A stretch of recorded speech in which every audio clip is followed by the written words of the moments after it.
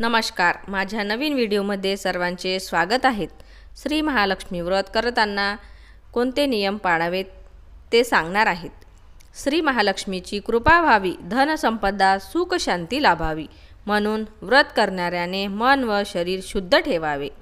मार्गशीर्ष महिन्यात पहिल्या गुरुवारपासून या व्रतास सुरुवात करावी व शेवटच्या गुरुवारी उद्यापन करावे।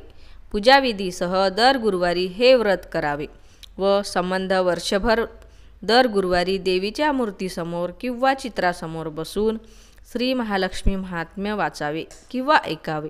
मार्गशीर्ष महिन्यात सुरुवात करता आली नाही तर मग कोणत्याही महिन्याच्या पहिला गुरुवारी व्रताचा प्रारंभ करण्यास हरकत नाही। अधिक मासही वगळू नये।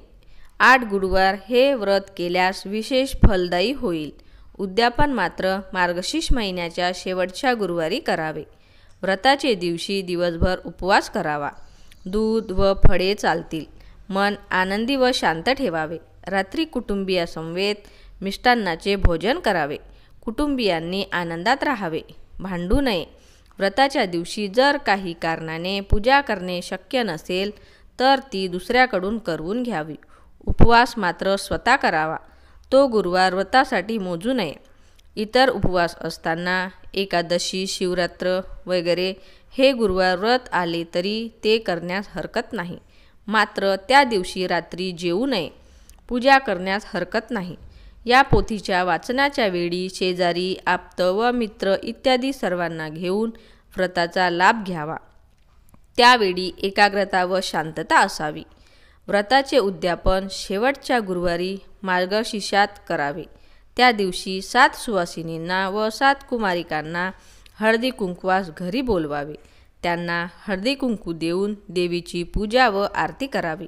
मग प्रसाद म्हणून एक फळ व या पोथीची एक प्रत द्यावी। तसेच नमस्कार करावा। हे व्रताचे उद्यापन होय।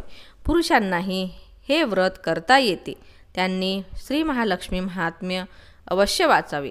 त्यांनीही व्रताचे उद्यापन करताना शिवाय त्याने ओम ह्री श्री महालक्ष्मी देवे नमा या नामाचा उद्यापनाच्या दिवशी 108 वेळा अत्यंत शांतपणे एकट्याने जप करावा। तर माझा व्हिडिओ तुम्हाला कसा वाटला ते कमेंटमध्ये नक्की सांगा आणि माझ्या व्हिडिओला लाईक करा आणि माझ्या चॅनलला सबस्क्राईब करा। धन्यवाद।